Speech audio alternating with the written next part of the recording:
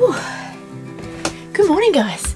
So we're at another house sit, as you can plainly see, and I must bring up that one of the problems with house sitting is that you keep forgetting things in the van, so you keep going back and forward, back and forward, back and forward. I forgot my makeup and my hair routine, and I forgot my, well, must get my straightener. So when you hop into a house sit straight away, you don't want to unpack the entire van inside. You kind of just want to take bits and pieces in, because essentially this is our home. That is the home itself is just, I guess, a temporary residence. So we don't want to take all of our stuff in, just the bare essentials. But same with anything, if you don't have a list with traveling, you forget things. So I forgot some major things and a few things last night, so I've been going back and forward a little bit. I've been a bit out of practice. But I've got some exciting things happening today. I'm going to take you up to see something a little bit cute, and I think it's something that a few people are interested in regards to van life, mainly for people who've got larger RVs and maybe sprinters, because we're thinking about it. So yeah, I'll explain more in a sec. I'm just going to get ready and we'll take little man for a walk, and I'll show you a little bit of this little area.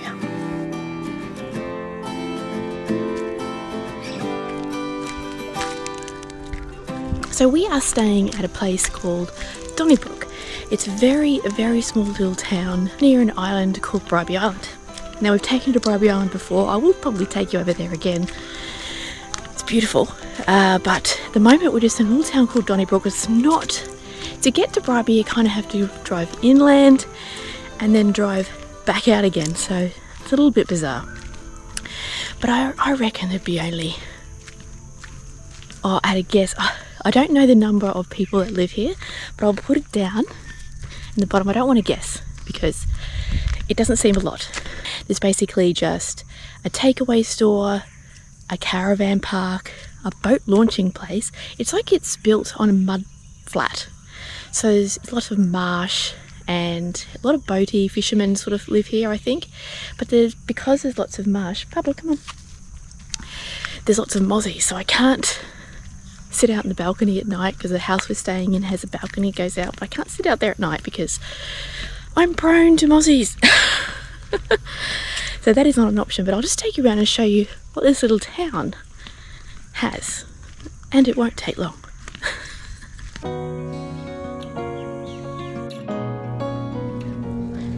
So there's lots of these, right now, as you can see, look, through there's water, but it's all marsh, and as a result, like, all this sort of stuff will flood, and it's also very wet. Like, you can't just walk down there, you know, it's just a little bit marshy. So we're staying on the path. Here's the path that goes right next to the water. As you can see here, that's the mud plain and all the marsh area. It'd be nice and peaceful to sit and watch it. I think there's boats that sit out here as well. I've seen some houseboats out there, but I'm sure heaps of fishermen would be out there as well, catching mud crabs and that sort of stuff. The boat ramp, as you can see, is just down there. So I think there's a few early fishermen out today. This is the only shop I know of in Donnybrook, and I think there's some fuel there as well. I think it's a takeaway, general store, coffee shop. I think this is a quiet little fishing town, and people come to for some peace and quiet, and exactly what they're getting. Although I went for a walk yesterday and I felt like I was at one of those towns where, you know, you see in horror movies. I walked past a park and it wasn't windy, and there was a swing in there, and it was just swinging and creaking.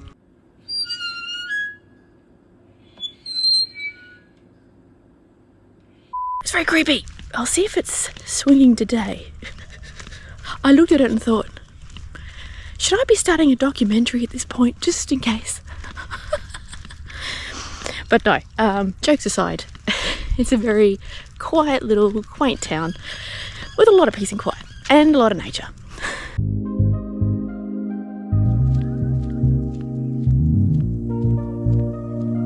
Anyway, let's get home. Well, let's get to our temporary home and I'll tell you what we're doing today. Although from the thumbnail you probably know. I've got to think this through.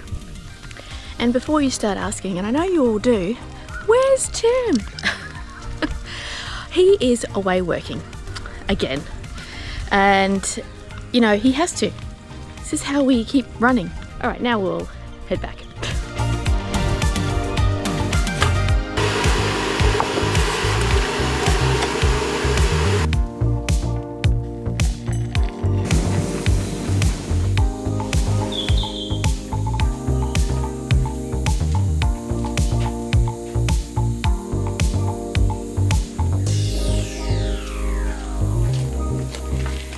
The beauty about house sitting is you get beautiful scenery like the one behind me.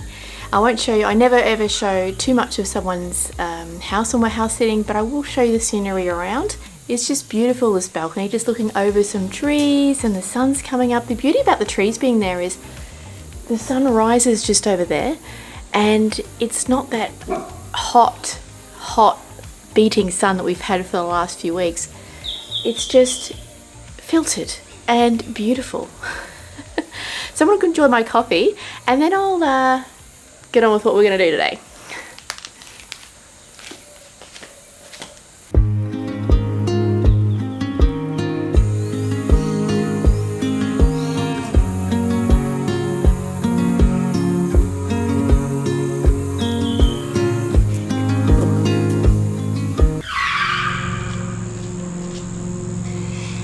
So as you know, we have a support vehicle. We have our Mercedes ML350, but I think it might be time to get rid of this car. So the first thing I need to do is empty it.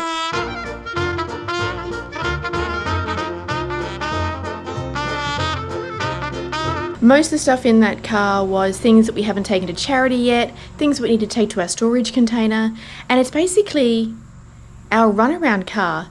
Our second Mercedes, which we call Mo, it's just, when we're at house sits, it's just easier to have a little run around car to go to work and that sort of thing. And look, the Merc is, let's say, a little bit of a gas guzzler. We're after something a little bit smaller, but there's a lot of room in here and it's been good for what we needed it for. And we needed it for, you know, taking things to our storage container, getting it sorted, getting our stuff into the van and that sort of stuff. But we don't need this kind of room anymore. We just need a little runaround car. And it brings me to where we're going today. And we're going to check out a little smart car. Who has seen those tiny, tiny little get around town cars? They are so cute. They're a little bit hard to come by, but I have found one that's about an hour's drive from here. And I'm going to go test drive it. I hope you can hear me a little bit better now. I just came to the back of the house because that mower drives me insane. I really just need a car to get me to work and something future-proofing as well. I know that these little smart cars can be towed, and I've seen massive RVs have them towed behind them, and I think it's actually doable. I think Tim was saying that the whole towing system that you buy is only $300 or so, and it's an easy unhook and it folds up onto the bonnet. As far as whatever bonnet there is on a little smart car, I just want to see how big this little thing is. The whole appeal a smart car for me is the size. Now, I'd love a little support vehicle, but sometimes that vehicle out there's nowhere to park it. I've got nowhere to store it. We don't want a support vehicle with us all the time, and we're traveling around, going places and going fun places. I don't want to have to drive two cars, so I want somewhere to be able to store it and not have to pay through the nose for a large vehicle. So this little car may be the answer. But there is rumours out there that it is a little bit difficult to drive. The pedals are a little bit odd. The gear changes are strange. They don't have a clutch. It's not fully automatic, it's semi-automatic. So you sort of use a paddle to click up the gears. I'm not too worried about that. They said it's a bit intimidating to drive on the highway.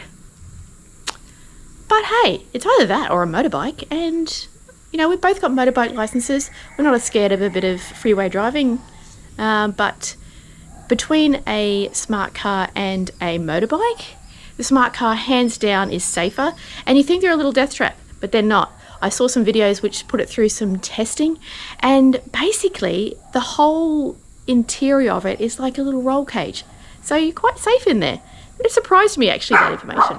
Oh, my dog. Anyway, before I start talking about things that I have no clue about, let's go and test one out. Now, I've got an hour drive up there. Let's get going.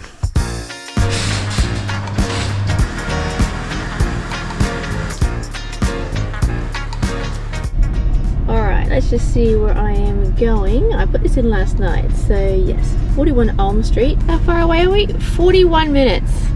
Looks good, and we're going to get there early, so I might be able to show you around that little area, which is quite nice.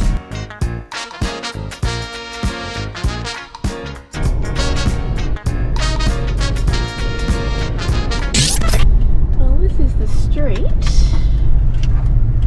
supposedly. Now, I won't lie, this is not what I was expecting. I was kind of expecting a large car yard, but it seems like everything is in this shed and they're all sort of packed in. So when I rang this guy, I had to make an appointment to go see the smart car, and I was a bit confused by that, but now I kind of get it because he's got to pull it out, but I don't see it anywhere. So he did say someone was coming at 9, so someone's probably already got it, but I've got a little bit of time to wait. So okay, so I know I cleaned this car out. I'm not expecting to get the smart car today. The whole goal of today really is, sorry, I've got the aircon on, I hope that's not bothering you. The whole goal of today really is to just see if I actually like the smart car. It's basically just to tick off a list. So there's no point, because sometimes when you think about something too much, you go down a big rabbit hole and you end up like purchasing this, where are we going to store it, blah blah blah blah, and I might drive it and hate it. So this is what today is. This is why I'm doing it without Tim, because I'm going to be the main driver of the little runaround. So I just want to see if I actually like it. I might hop in and go, this isn't for me, and that'll take something else off the list and we don't have to think about it anymore. But anyway, let's go in and see if he'll let us have a test drive. Wow, it's so tiny.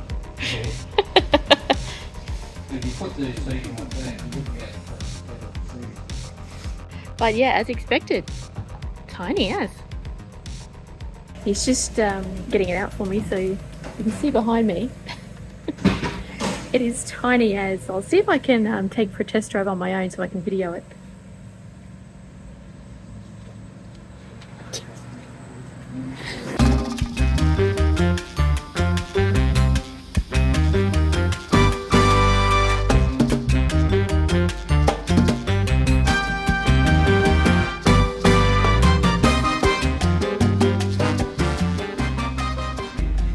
I'm sitting in the smart car right now. I'm taking it for a test drive. It seems pretty easy and it feels like a little sports car. There is loads of room, as you can see. Sorry, I hope you can hear me, the engine's on. And like there's heaps of leg room. I've got the chair pushed right forward, so this, even if you were quite tall, you would still be able to fit in this smart car. Now to change gears, all you have to do is knock the gear up. There is no clutch. And you can also drive it in full manual mode. So let's go for a drive. Alright. Apologies, this might be a little bit shaky. We'll see how it goes.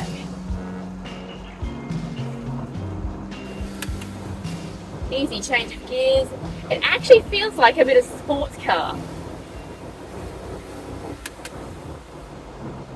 Strangely enough, I actually really love it. I love this. This is so cool. I don't feel unsafe in here at all. I feel like this is an easy drive. Really easy get around car. I love it. It's running out of fuel. Or if he knows.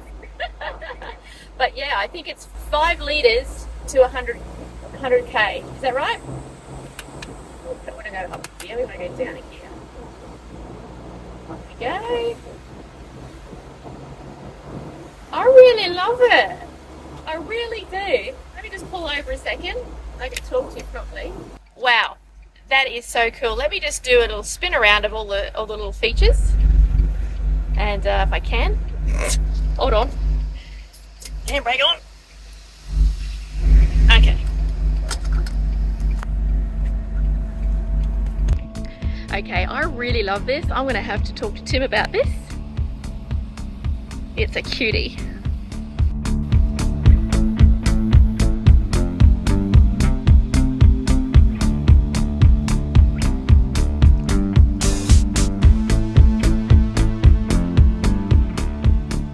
How exciting!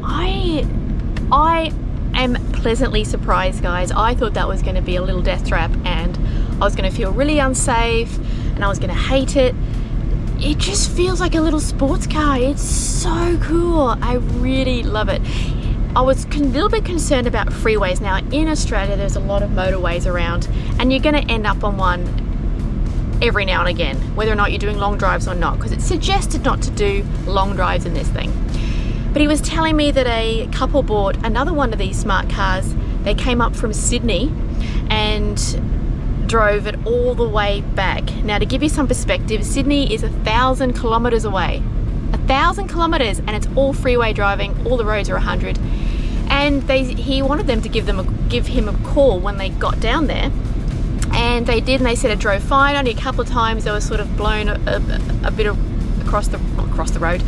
They felt the wind due to, you know, the road trains, but large trucks that were passing them and stuff, but that's to be expected. Tim and I have motorbike licenses and I think we kind of used to being thrown around a bit and we know how to handle ourselves. But I really do like it. The interior felt really spacious and it didn't feel like you were driving a small little car. It just felt like it was a little sports car. And I had a bonnet and I had a boot and you know, it's going to take a little while to get used to the size of this. But I think, and I just talked to him about a trade-in for this vehicle, he gave me a pretty good offer already. So I'm going to go to Tim and see what he thinks, and I think I'll bring him up here next week. To be continued. Are we gonna do it? Well, I told him, look, I'm really interested. I just want to get my husband up here because I want him to drive, because I want you to have a look. Well, that, my friend, was a go-ahead from Tim, but I really want him to come up and have a look at it. So that's when we'll catch up with you next. One eternity later. Welcome back, and look who I have with me. Good morning to you. Or good afternoon, or good evening, or good day. So we're going to go up and see this smart car, and hopefully you like it. Oh, I think I like it. Hopefully it checks out okay. That's the main thing. We'll just make sure it's all road legal and ready to go, and we're not getting stiffed on a deal. I'm not sure if we'll swap it today, but we're gonna we'll see. Here goes nothing.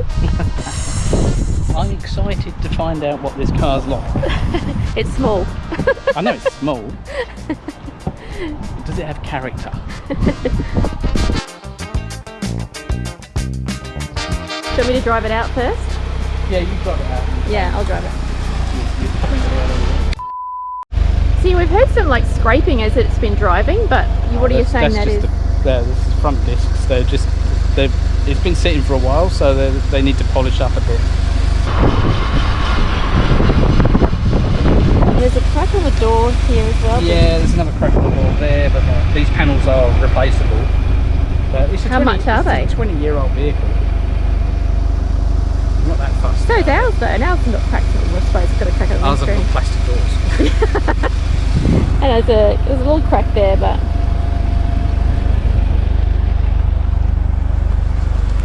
did you maybe want to see how much the panels are? Maybe. Maybe we'll Google it. Yeah. The engine is under the boot. I know the engine's under the boot. Oh, okay. I wondered why you were going in there. Let's have a look.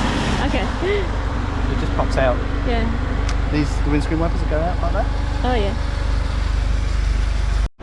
We're just going to have a look in the bonnet? Boot. In the boot. How does that flip down? Oh yeah. Everything's so different. Wow. It's tiny. It's teeny. What do you see in the tiny motor? Don't know? Wow, it's tiny. The belts look new on it. What do you think? It's not too bad. It's not a, Depends it's how not a drives. yes though, it's is not it? Fabulous. Yeah. It's not fabulous at all. Like the smart car itself's good, but the sort of state of the car, is that what you're saying? Look. It's got new tyres on it, which is good. Yeah, so do we.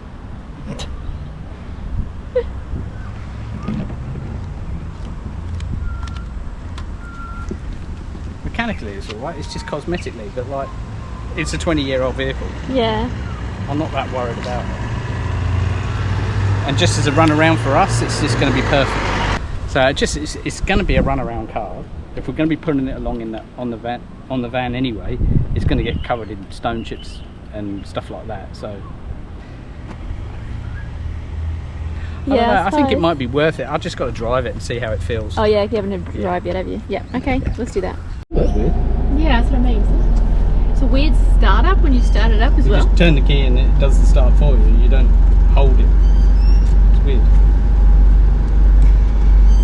Yeah. Do you remember how to get into... I'm trying to get into the seat at the moment. There you go. And twist the seat belt up. Great start. Excellent.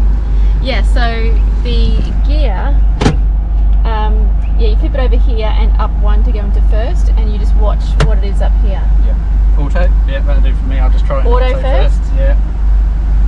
Oh, I already had it in auto, so yeah. It's got no fuel in it, so I'm not sure how far we're going to get, but you know. Oh yeah. I like those. This sort of cool feature. I didn't notice that before, so that sort of But shade flips on yourself across, or shade on your Chihuahua in the back. oh, shade on your cheek.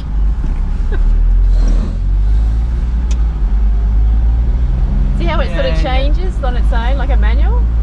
Yeah. Actually it's quite spacious in here. I thought we'd be very close together, but we're actually not too bad.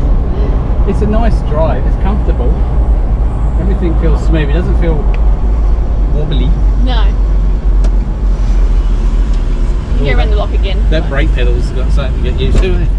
The brake pedal? Because it goes down the opposite way. Oh, I didn't even notice. Did you notice? No. Because it goes into the floor and not Up. like a normal. Yeah. Let's try the... That's it, we're going Yeah. And you just push it up for each one. semi-auto. Just pick it up. 1 second, yep. Third. Yeah.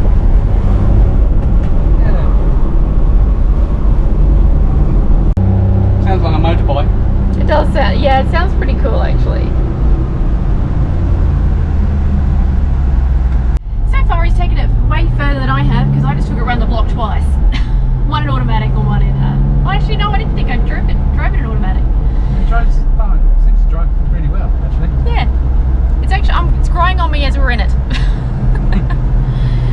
Your thoughts? Like mould. Yes. Yeah, it's a little bit rough and ready on the outside, but we don't need anything showroom Quality. because we need something economical and convenient and small. So Basic and bare minimum. it's basic, yeah. You got the exposed metalwork frame and stuff like that, but it is that because they're trying to keep the weight down and they're trying to keep it small and economical, and that's perfect. It only weighs in at about 700 kilos, so there's not that much at all. It's like 3 motorcycles. Well, 3 motorcycles on a 1 motorcycle engine. Yeah. So what are we going to go? Are we just going to go in without a plan, or I don't know. what do you want to do then? We get out of the car. We'll see what he's got to offer us.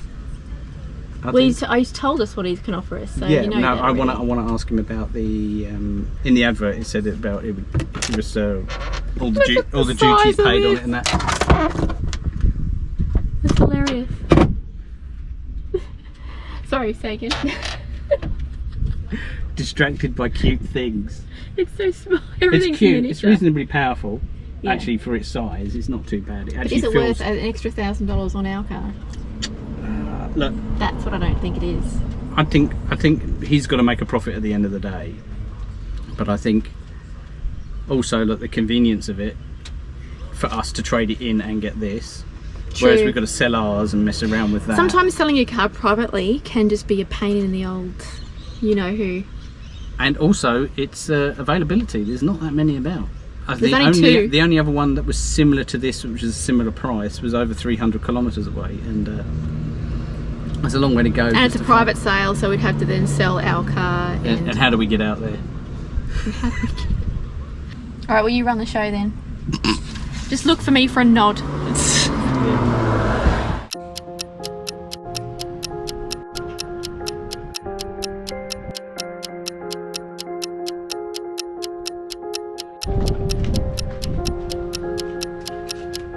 So is that a yes? Yes, I think we can work with that. Yeah. We are now made the deal. We are now proud owners of Dexter, Dexter or Dex2, as Dexter. as the number plate suggests. But we'll bring you tomorrow with this when we go pick it up. We'll see you then. Well, we bought it, guys. We've got it, and we brought it home. So let me tell you about it and show you what's in this little beauty.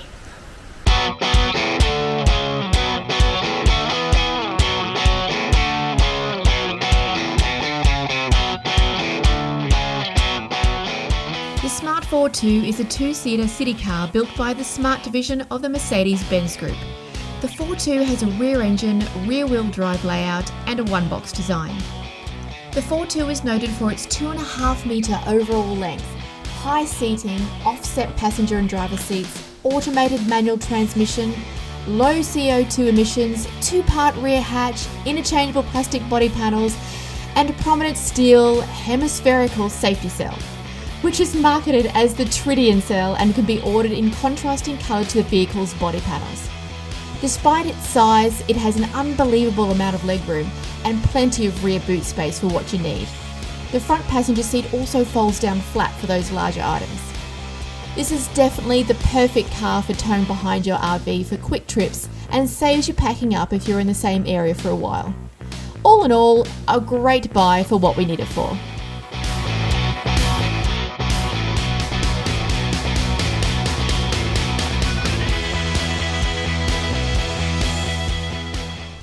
Thank you so much for watching our video once again. I hope you enjoyed it, and I hope I gave you something to think about, whether you want to tow a vehicle with your van or maybe just a little run around like we've got. Maybe it's something you haven't thought about yet. So please subscribe if you haven't already and leave a comment, as Tim would normally say, and we'll see you next week. Bye.